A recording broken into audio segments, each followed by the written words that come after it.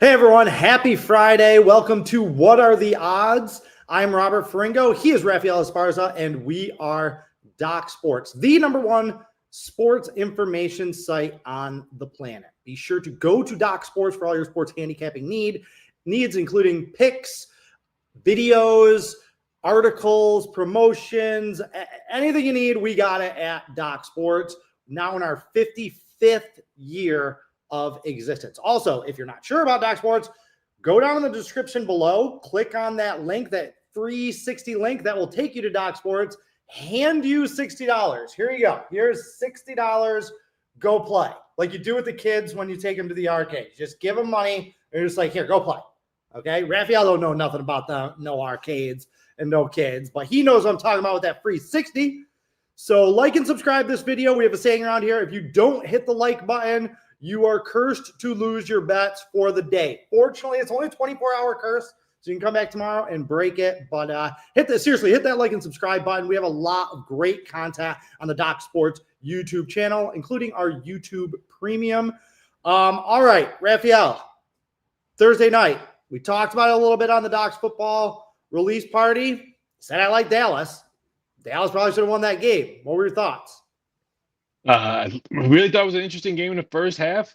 Fell asleep after halftime. Didn't even realize there was a weather delay until I woke up because the game was over. So I guess I didn't miss much in the second half of only 3 points being scored. But I was with you. I also had Dallas. I just thought it was way over action. I had more money for myself on the first half Dallas than I had for the game itself because I was hoping Philly would, kick a field goal or score first, so I can get a better number on Dallas, but it went first, so I couldn't do it that way. But yeah, I just thought the number was a little bit too high, and I thought the Eagles' defense. Granted, we had spit gates that all happened on that. It would have changed anything differently? Who knows? But it was secondary. The Eagles didn't impress me at all. No, their secondary was bad, was outright bad. Adoree Jackson did not have a good game. Now, I give him a little bit of credit. Like, that Dallas receiving core is as good as any in the NFL, okay?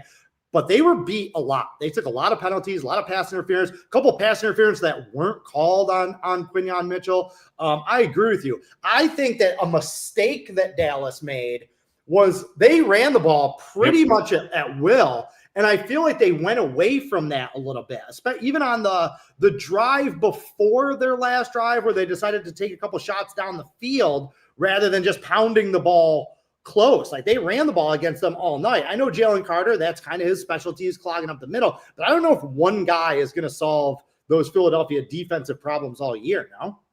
Yeah, I agree. I thought I was a little bit shocked because I thought Javonte was going to have a bad game because I didn't think they were going to run the ball. But again, Carter out. Who knows what the difference would have that been? But a little bit shocked at how well Dallas could have easily won that game. They had multiple. CeeDee Lamb, granted, he had a good game, but boy, did he miss a lot of right there. Yeah, I mean, the ones early, I thought the ones earlier in the game were worse, honestly. Like should he have caught either of those passes on the last thing? Like, look, you're a Pro Bowl receiver, all-pro receiver. Like, yes, they would have been tough catches. Like, even that first one, he had one of his own receivers going. There was just a lot of traffic going in front of his eyes. Like, that would have been a tough catch. But if it hits you right here, you should catch it. The last one where he's diving out, did he get his hands on it? Yes. But, like, if he makes that catch, that's like an unbelievable highlight catch. So I don't want to rag on him for that, but to the same point, still throwing the ball down the field rather than they had plenty of time. You know what I mean? Like, they didn't necessarily need to take those shots when they were pushing them around at the point of the attack. And look, Miles Sanders, don't fumble. Don't fumble. They either get 3 points or they get a touchdown on that drive. If they get 3 points and they're only down 1 with the ball on that last drive, it completely changes the calculus of how you play that game. So, look, I've been saying it all summer. I don't think Dallas is as bad as people think they are. Everybody's like, oh, they're going to bottom out. They're going to be terrible. I was like, no, they're not. Like, they're not like a 4-win. They're not like the Saints, right? Like, the Saints are trash, okay? Like, Dallas is not going to be good, but it's going to be like 7-10 bad. You know what I mean? 8-9 bad. And I think that played out. I can see that, but hey, take the +6.5 on the Saints. It'll probably come down to 6 later on today. I mean, sure, there's a little bit of value there. So let's Let's start in order this week. Let's start with college football because I know everybody's NFL heavy, but there are some great games on Saturday. I don't know about you, but I have a full card for Saturday. I have a lot of games that I really, really like. A lot of juicy numbers out there, I feel like. What numbers or games jumped out at you that you want to break down? I'm going to talk about the coaches going head-to-head, toe-to-toe on this one before the game is going to even kick off, and that's Oklahoma State, Oregon.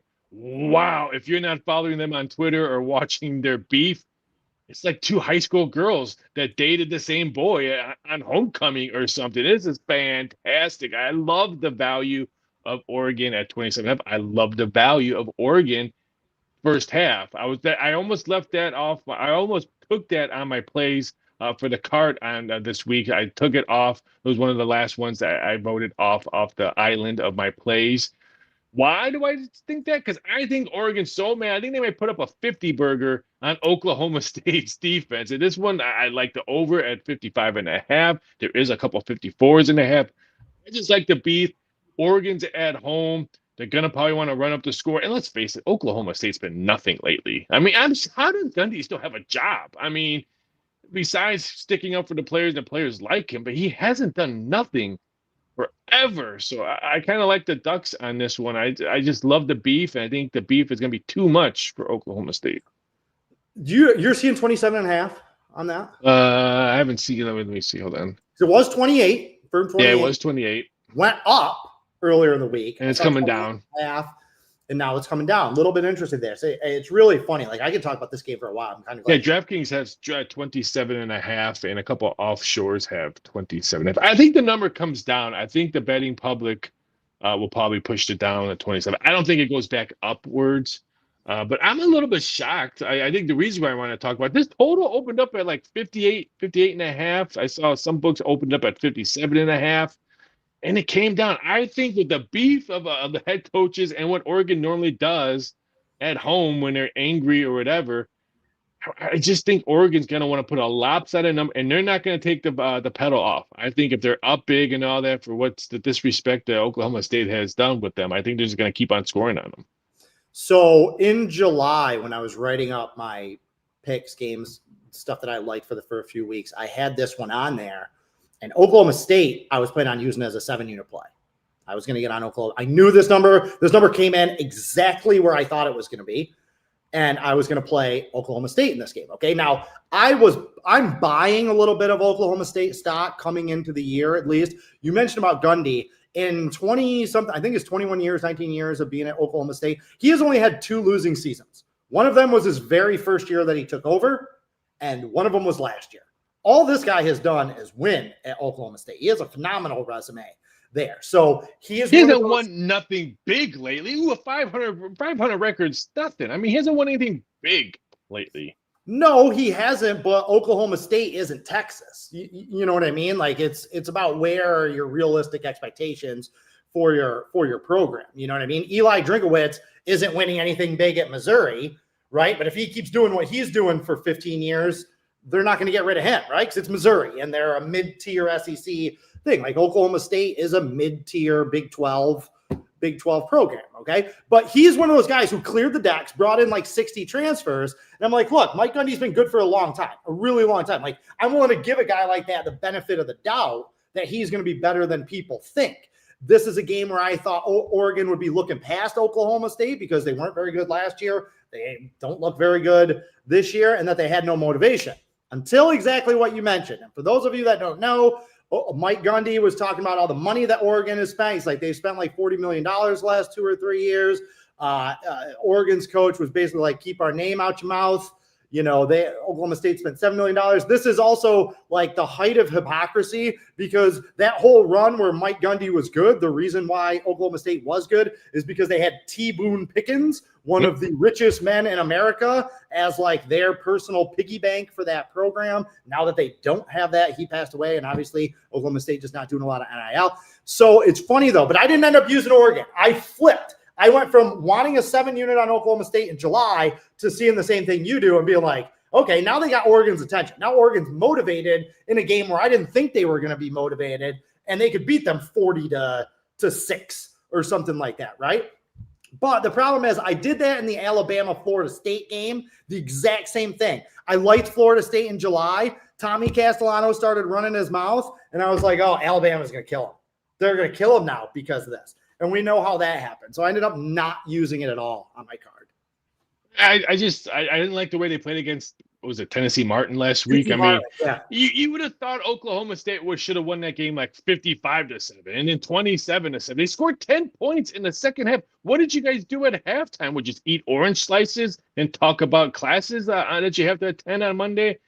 Horrible game. Okay, here's a little tip and a little tidbit for those of you that are watching. And welcome to Adam Martin, the new member. Welcome to the Doc Sports family. But those of you who are watching, this is very important. This is a good tip for handicapping these early season games where you have like a big school, an FBS school against an FCS school. Okay, one of the things I do is kind of throw out the final score. That's not as important. That could be misleading one way or another. One of the things I look at is rushing attempts and rushing yards. Okay, that tells me a lot about that game, about any game. All right, if they go in and a big team has 30 rushes for 240 yards or 210 yards, and they average 7 yards a play, that means, okay, they physically manhandled this team. They pushed them around. To your point, Raphael, that Oklahoma State UT Martin game, what scared me about that is, I'm going to pull up the numbers right here, and this also backed me off Oklahoma.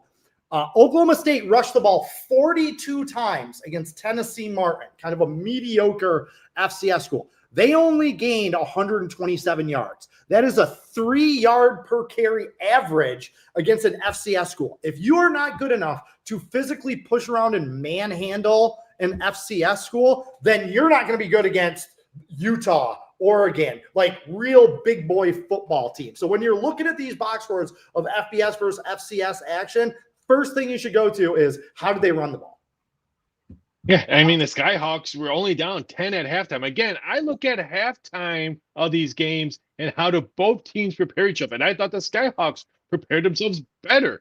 I mean, granted they didn't score, but they could have easily got lopsided and just get crushed in the second half. Oklahoma State, what are we doing? We're only up by 10. We should be up by 20 by now, 30 and all that.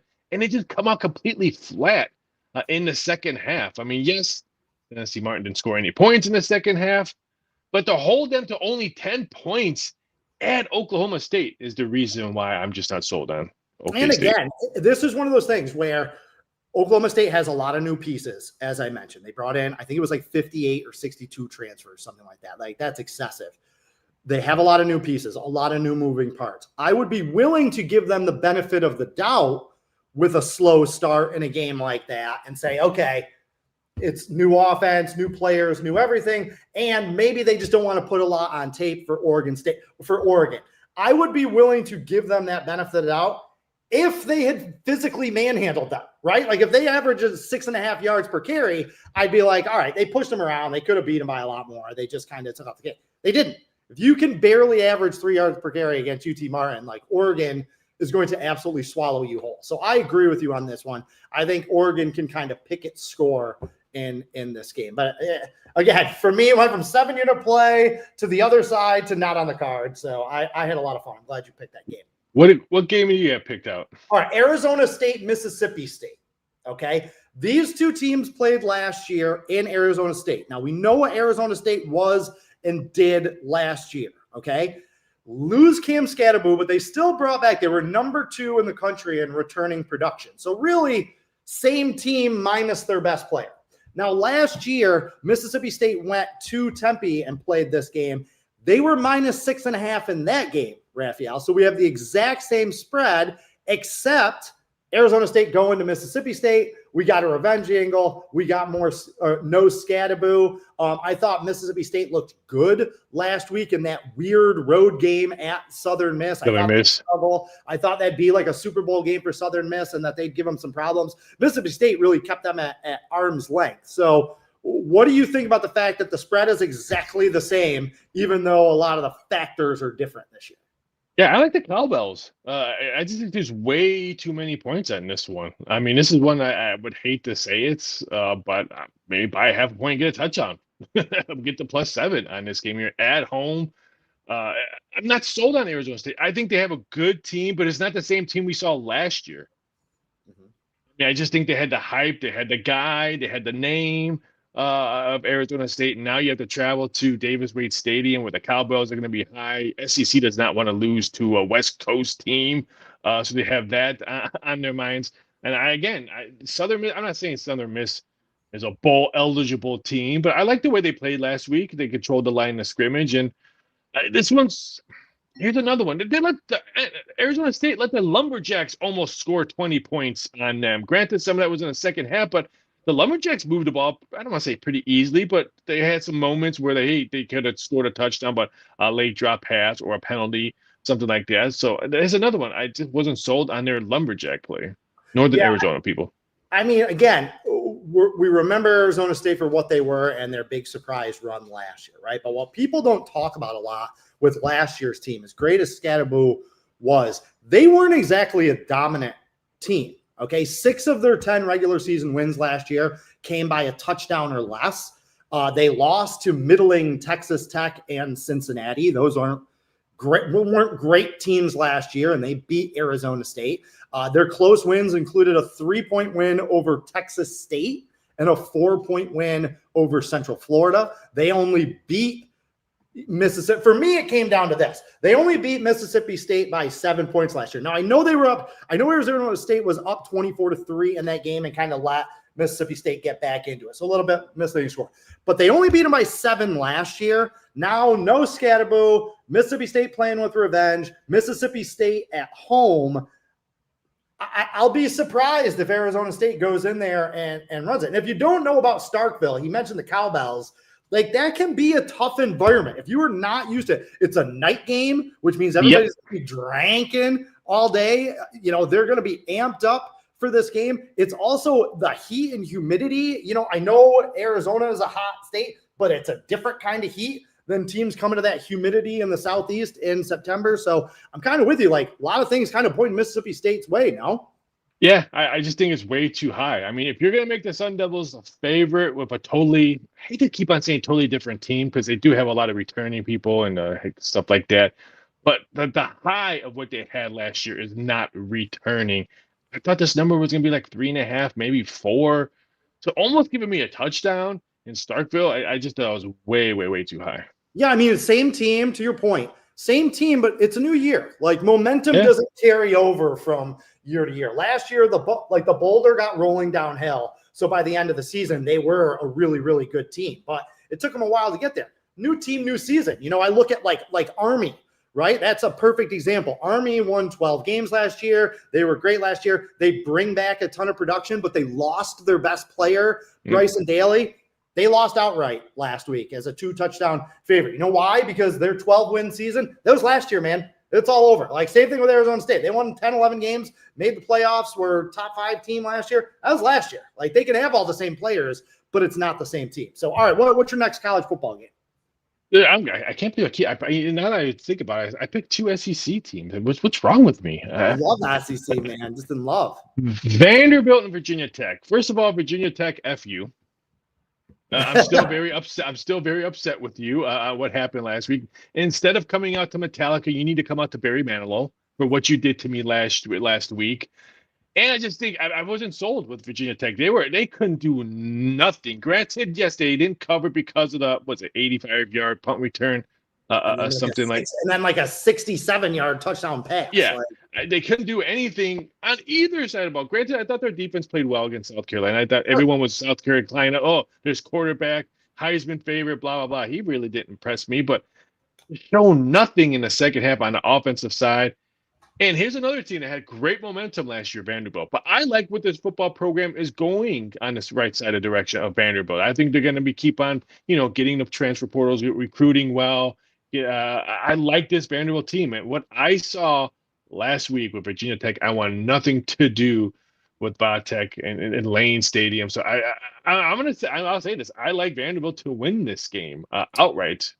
I'm looking. It looks like this number is going Virginia Tech's way. Yes. Do you anticipate that will continue? Do you think that is just because they are at home? Do you think people are overvaluing the revenge aspect? For those of you that don't know, these two teams played in the opener last year. Yep. Virginia Tech was a 2-touchdown favorite on the road at Vanderbilt. lost outright in overtime. So what do you think's pushing this number that way? Probably that, and they're at home. I mean, yes, they lost last week, but they weren't at home. They were at Lane Stadium. So, granted, they still played the music when they came out. But let's face it, it was a South Carolina crowd. I mean, Vodtech maybe had, 10% of the crowd in that stadium. I think that has a lot to do with it. If I can get 3 or even higher, maybe there's just here's another one I might live bet or something like that. I am looking to bet Vanderbilt in this game. I'm not sold on Virginia Tech. They had so much hype last year. Remember all the hype they had last year? Yeah, Kyron Jones, they were a and they sleeper were ACC. nowhere. Yeah, they were. It's because their coach isn't good. Brent Pry is not a good coach. Okay, he does all the things that Justin Fuente, the guy who he replaced, didn't do. Justin Fuente was not a glad hander. He wasn't with the work in the boosters. He wasn't, shaking hands and kissing babies and stuff like that. Brent Pry does more of that, but Brent Pry is not a good coach. I've not seen anything from him on the sideline since he's been at Virginia Tech to make me think that he has this program going in the right direction. Now I'm with you. I like Vanderbilt. I didn't play this game, but if they lose this game, the Bluebirds will be out, and I hope he rented and not buy. Yeah, they should be, and he'll wave it off we played two good SEC teams and this and that. And I do think that Vanderbilt's an SEC team. And I love that you picked this game because I get to say it again for the third time on all of Doc's platforms. I love Diego Pavia. He's one of my favorite humans. Those of you who are not familiar with Diego Pavia, he is the quarterback at Vanderbilt. He is awesome. He's just a really cool person. Go do your due diligence on Diego Pavia. He started at the New Mexico Military Institute. Then he went to New Mexico. Then he transferred to Vanderbilt. He's been a winner everywhere he goes. He covers the spread everywhere he goes. He successfully sued the NCAA to get an extra year to come back. And he came back to Vanderbilt and said that he came back to compete for a national championship, which, I mean, how do you not? It's Vanderbilt. It's Vanderbilt. How do you not love that, though? What are you supposed to say? When was the last time Vanderbilt had anybody talking about national championships? And I know that they're going on the road here, but this is a Vanderbilt team that won at Auburn last year. They won at Kentucky last year. They beat Alabama. They only lost to Texas by 3 points. They only lost at LSU by 7 points. So, going into Blacksburg isn't the big scary thing that it used to be. This Vanderbilt team can go on the road and beat and contend with top tier SEC teams. They are not going to be scared of Virginia Tech even a little bit. So don't be surprised if they beat them for a second year in a row. So, okay, my next game I picked. Oh, love this game. Michigan, Oklahoma. One of the marquee games. During the summer, again, this was one of these games that I circled, and I was like, ooh, big play potential. I thought this number would be right around 3 or 3.5, so I'm a little not surprised, I guess, isn't the right word, disappointed that this number 4.5, 5.5, in that, kind of bouncing around in that realm. Do you think it's going to go up? Do you think it's going to go down? Do you think that this is the right number? What are your thoughts here? I think it's the right number. 3.5, I thought it was going to be a little bit too low because I was high on Oklahoma. I think they finally realized we can't play Big 12 defense in the SEC, so they changed their defensive play where they're getting more quicker on the defensive side. So I like the way they're doing that, and so that's why I was a little bit high on them. So 3.5, I thought would have been way too high. I thought 4 would have been the perfect number. Then you can move it 4 or 4.5, but there's 5s. I don't think there's any value. I like Oklahoma in this game just because I want to see Dave Portnoy lose at his big with Michigan out there. It'd be kind of funny on a Saturday night to see that. But I just think Oklahoma is a better team. I like the quarterback play better in OU than I do in Michigan. Yes, Michigan's quarterback had some hype coming in, but it's not the Michigan team we've seen in years past. Did you watch any of that Michigan-New Mexico game last week? What were your thoughts on Bryce Underwood? I mean, it was New Mexico. So if you're gonna have a nice start, like I bet you Manning would have wished that they play New Mexico instead of going to the shoe. So it's something totally different because you're playing New Mexico. When was the last time New Mexico was any good? I mean, I agree. I agree that that was a game. I think I had a 1-unit play on Michigan last week, and they were never even close to covering the spread in that game. No. New Mexico, Bronco Mendenhall and Devin Dampier were there last year. They won 5 games, but I think got to a bowl game for something that backed out, something like that, and then lost everybody. Their coach, stud quarterback, lost a bunch of players. So New Mexico is a bad program anyway, And with a bunch of new players, I was like, okay, this is a game that Michigan should win 51-3. Like this should be a bloodbath. And it really wasn't. It wasn't at all. They weren't really close. So I thought Underwood looked really good. He is going to be legit. He is kind of the real deal. But he didn't look great. And he's never been in an environment like this in Oklahoma. Like, this is a big spot for Brett Venables, for an Oklahoma program that is not what it was and all that. I just think everything kind of points Oklahoma's way. But is this one of those situations, Raphael, where like, I want to bet Oklahoma just because I like them? I don't care about the number. I don't care about betting a bad number.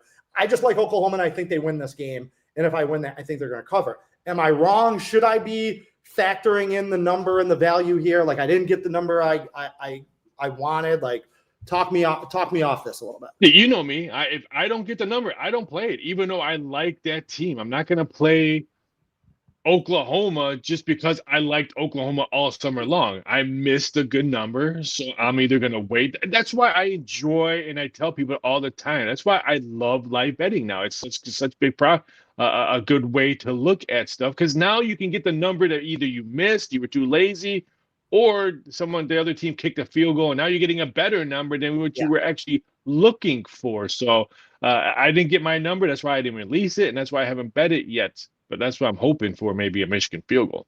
Yeah, the live in-game betting, I'm with you. Like, there's no manipulation to those numbers. It's all math. It's all algorithmic stuff, basically, on what the game spread is and how much time is left and where the position is on the field, where it's like, you and I, when we're watching a game, you feel things like momentum.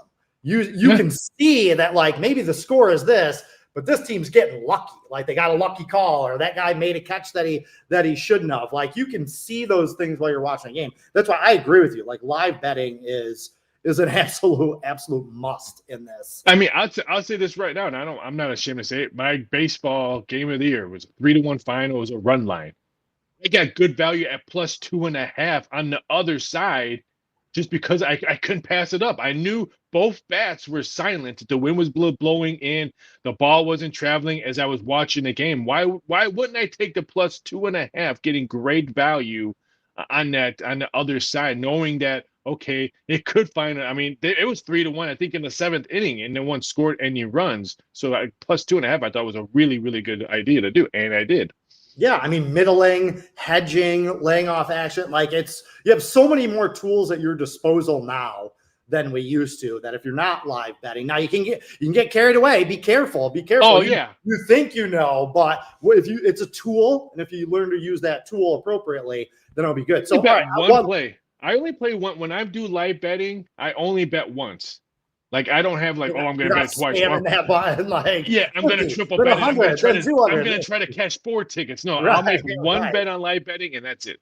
I am going to say one last thing about this Michigan-Oklahoma game. I am either going to have an 8-unit or a 7-unit prop play. I haven't decided yet. It might be my 8-unit prop of the year in this game. I already looked at the number. I was stunned by it. I'm not going to say any more than that.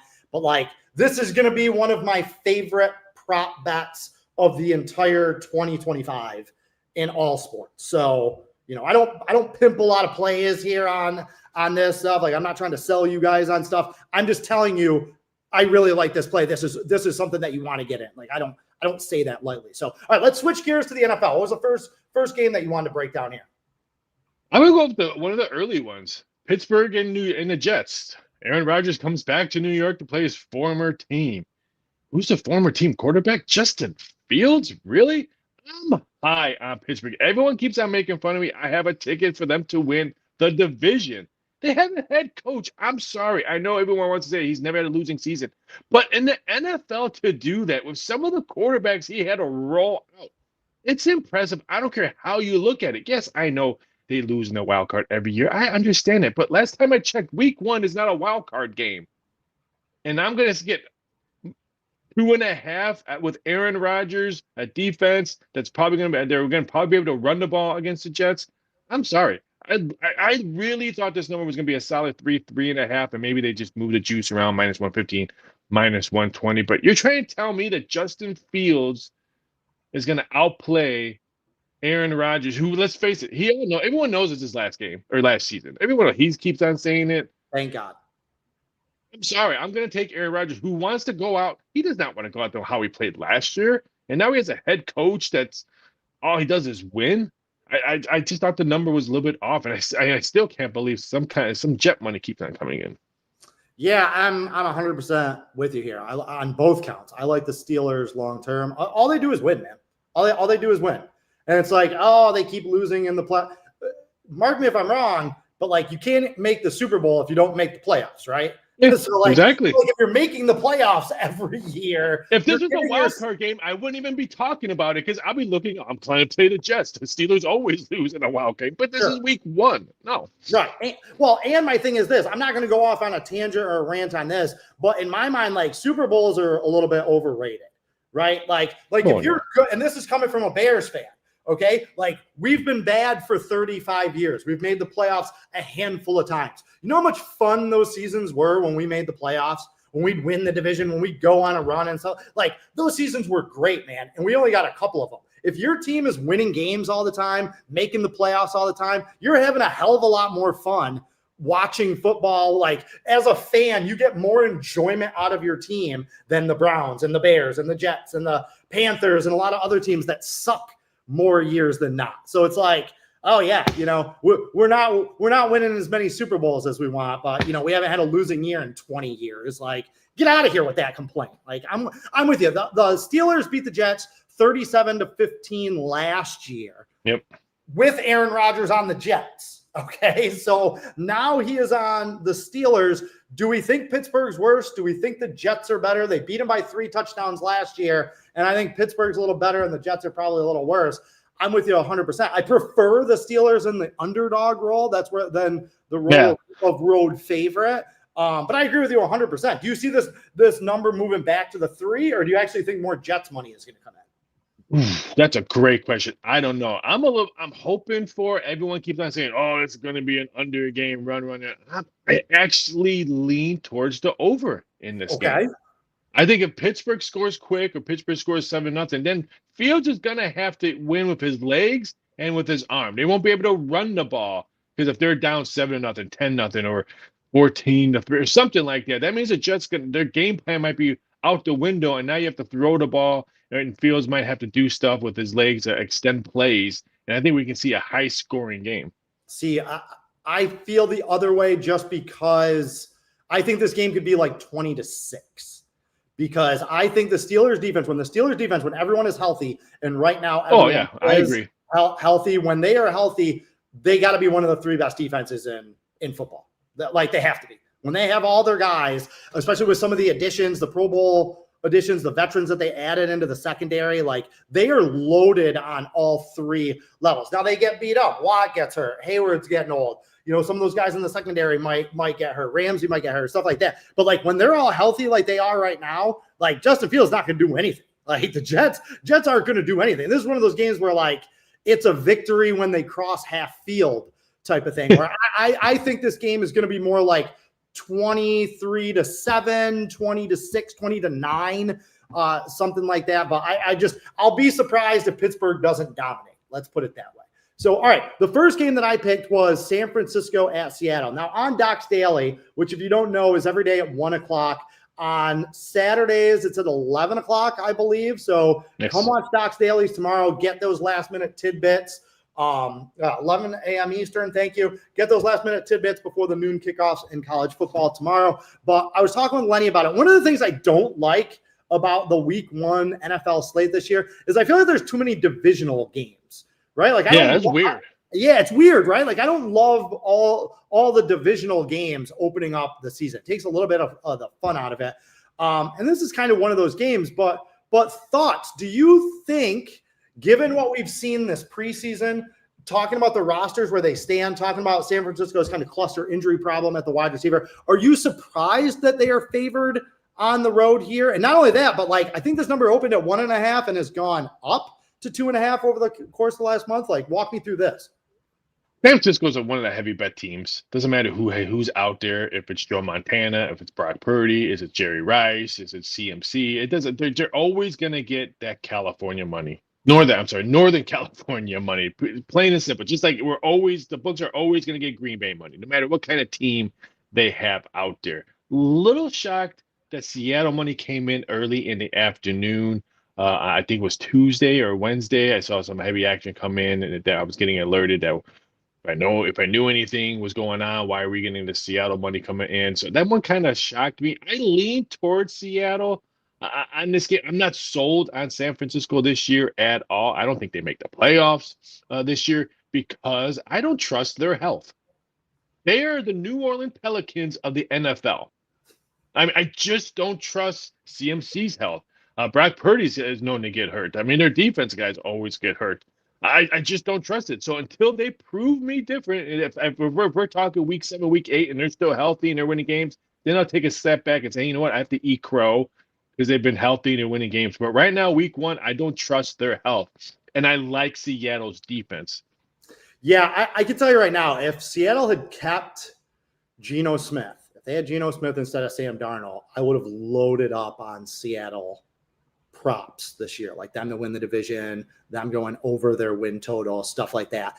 I really like this Seattle team, and I like the direction that they're going. I hate Sam Darnold. I think Sam Darnold stinks. I think he's a turnover machine. I think he's a guy who actively does things to make his team not win, right?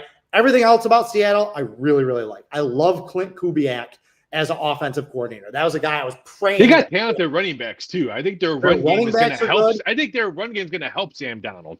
1,000%. They have improved the offensive line. They still have some decent skill position. I really like their defense. They had a top 5 defense in the second half of last year. Mike McDonald, Baltimore Ravens former coordinator, that's his side of the ball. They're at home where they still have that great home field advantage. Like, I love everything about the direction that the Seattle team is trending in. I just don't like Sam Darnold. Like, that's why this wasn't a bigger play for me. Like, I like Seattle, but you can't trust Sam Darnold. That guy is a clown. I was hoping to get like 2.5, 3 in this game, and Seattle would have made my card. There's no way this gets to 3. No way this gets. There's no way that they're giving Seattle. Seattle money will come in before it even goes closer to 2.5. I just don't trust the health of the San Francisco 49ers.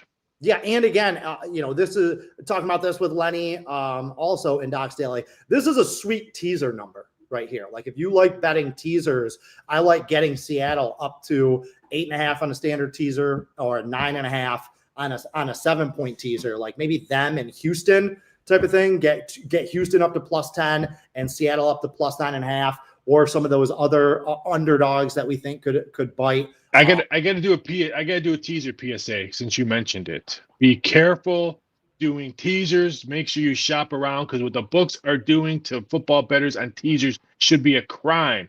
Donald Trump and his organization needs to look into it. Because back in the day when I was doing 6-point teasers were only -120 juice.